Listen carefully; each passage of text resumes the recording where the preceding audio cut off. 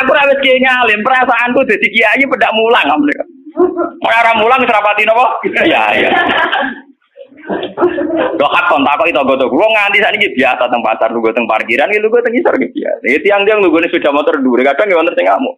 Wis ono Gus Ba, aku bilang, aku nyayu pedak mulang. Kenapa ngene iki ora pasti apa? Cuma tetep wong saleh, nek omong ya.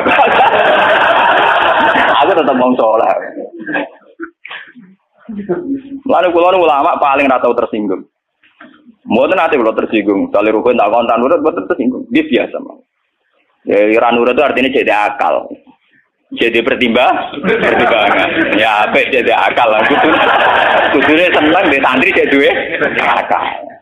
Kadang kita ini berlebihan, ngongkon wong liya juga taat di luar konteks urusan agama. Kadang kita nyuruh orang itu kan hadzun nafsi.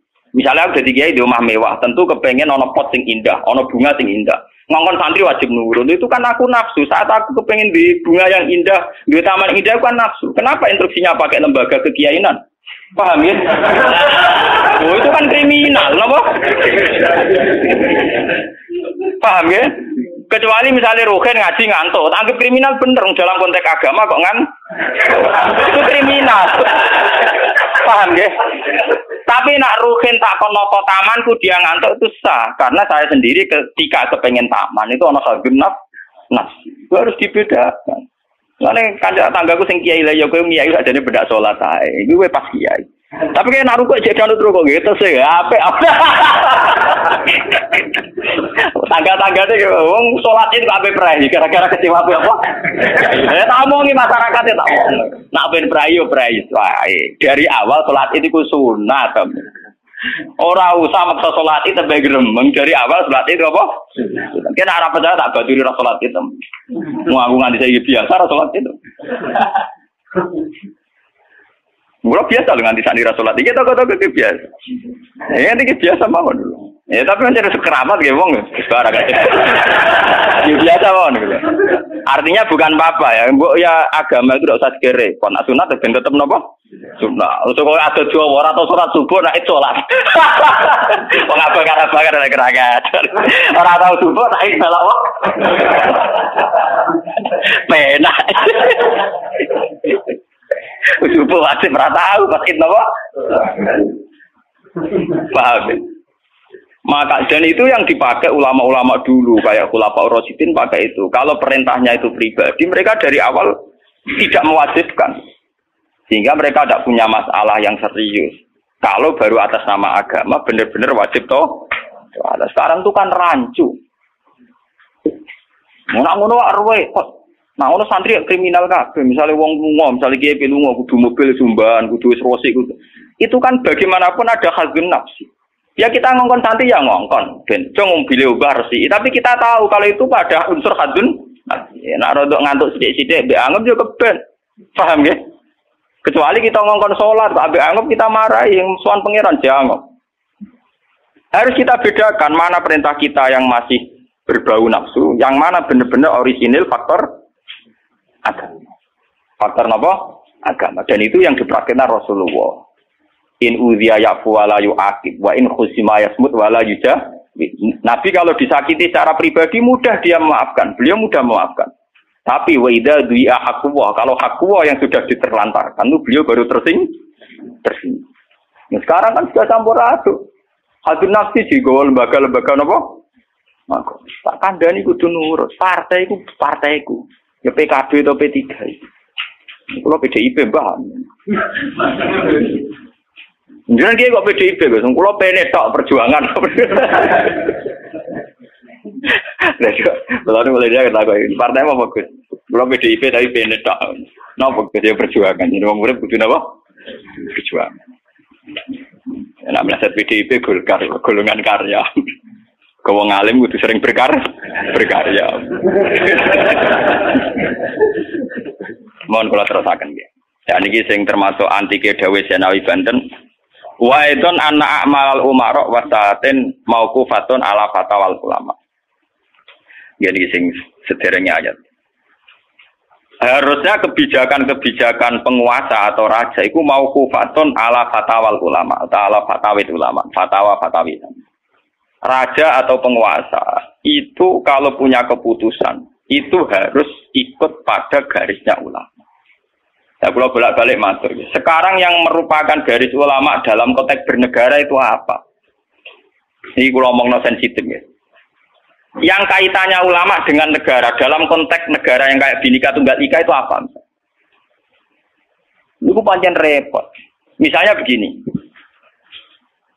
Kita punya Ambon, punya Maluku, kita punya NTT. Ketika dipaksakan dulu piagam Jakarta yang memaksakan syariat Islam, tentu mereka akan menantang keluar dari Indonesia, NTT dan apa? Ambon, Irian Jaya misalnya. Yang kayak begitu itu tidak fatwanya ulama, itu sudah masalah bernegara. Nah, kalau nanti tanggal kiai cara jenengan sebut ikus. Misalnya Indonesia memaksakan penerapan syariat Islam. Syariat Islam yang mana? Kalau syariat Islam formal mungkin kita akan mengatakan sebaiknya diterapkan syariat Islam. Tapi termasuk syariat Islam adalah menjaga peluang dakwah. Ini catat. Dan saya siap ketemu Allah dengan pendapat ini. Bukan berarti saya terus pluralisme atau pakai teori-teori modern. Tidak. Saya pakai teori ulama. Saya tidak pakai teori modern. Catat ini. Saya tidak pakai teori modern. Pakai teorinya ulama. Termasuk syariat adalah menjaga peluang dakwah. Bayangkan kalau dipaksakan syariat Islam kemudian NTT keluar dari Indonesia Ambon. Kemungkinan kita dakwah di Ambon malah tidak ada. Juga kemungkinan Islamisasi di NTT malah tidak ada karena sudah keluar dari Indonesia. Paham ya? Mulai dulu wali songo ambek maling ya apik. Ambek tukang zina ya apik. Ambek tukang gaduh ya apik. Itu bukan berarti mereka tidak bisa bedakan hak dan batil. Dengan diapii masih ada peluang komunikasi. Dan dengan ada peluang komunikasi ada peluang dakwah, ada peluang pembenahan. Sama.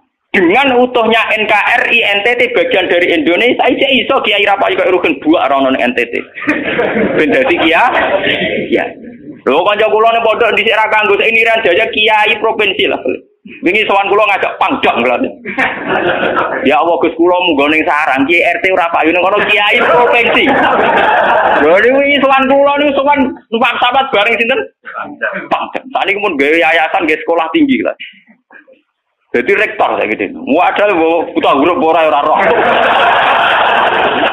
Wong sak urip-uripe ngaji mek kula roh tenan bodorane roh tenan. Saya bakatane mbek napa? Pangdam. Mergo ketika ada kerusuhan di sana, mesti tokoh agama diundang Pangdam. Dan ini termasuk mewakili tokoh provinsi levelnya napa?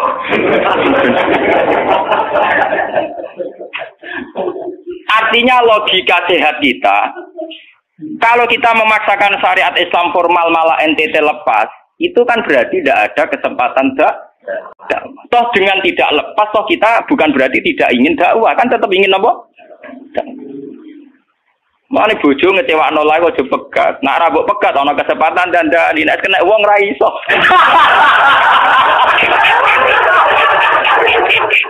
Tapi tak takdir ra apa. Artinya sama. Semua sejarah Wali Songo itu sama orang nakal kan enggak apa-apa. Sampeyan delok biografi Ki Khudori Tegalrejo. Dhisik terkenal yo kancanan bajingan. Bajingane tunduk mergo sungkan ramae. Teng Rembang ana jenenge Ki Sahid, wonge ganteng ya toreko. Niku wonten bajingan tobat mergo kula sungkan bebas Sahid. Mboten nate duka mek kula, ketemu kula senyum. Lha iku sungkan senyume nganti tobat. Artinya apa? Saat kita ekstrim atas nama hak dan batil malah lari. Toh teori itu ya diakui Quran walaupun tafazzan ghalidul qalbi lan faddu min hauli. Toh teori itu juga tidak jauh-jauh dari aturan Islam. Meskipun kita juga punya teori yang lain karena ini tidak selamanya berjalan lancar. Kadang gue kancanan nakal ya belok nakal tenan. Kancanan nonde ya katut tenan. Selingkuh tenan. Sebab itu ya ben sing FPI ya keben ekstrem-ekstrem ya keben. Nyatanya pribumisasi kadang ya katut tenan. Wong Gus kancanan nakal kadang sing nakal ora anut Gus, kadang Gus katut sing nakal. Malah jadi rocker. Dari sisi pertama dakwah dibeli Gus sing melok nyanyi. Ora kok sing grup band melok wiridan malah. Artinya kan metode apapun kan enggak semuanya jalan lancar, tapi kita atas nama manhaj metode kita seluas mungkin punya wacana nggih, terus kita punya banyak pilih. Ini disebut ikhtilaful a'immah tetap nomor rahmah. Makanya yang kamu maksud dengan syariat Islam itu apa? Kalau sering bilang, yaitu misalnya ditetapkan undang-undang gini. Setiap syariat Islam, kenapa kita ngemis ke negara? Nunggu diundangkan.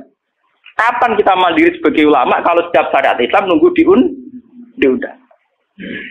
Sebelum diundangkan negara, kita sama ulama selalu dakwah ilallah. Misalnya sebelum ada badan narkoba, sauri-uripe kiai mesti anti narkoba. Sebelum ada undang-undang misalnya tentang kawin, perkawinan, sauri-uripe kiai nak kawin mesti goleki wali. Nah ana tanggane kawin digoleki syahid, goleki napa? Wali. Kenapa setiap syariat Islam kita ngemis ke negara?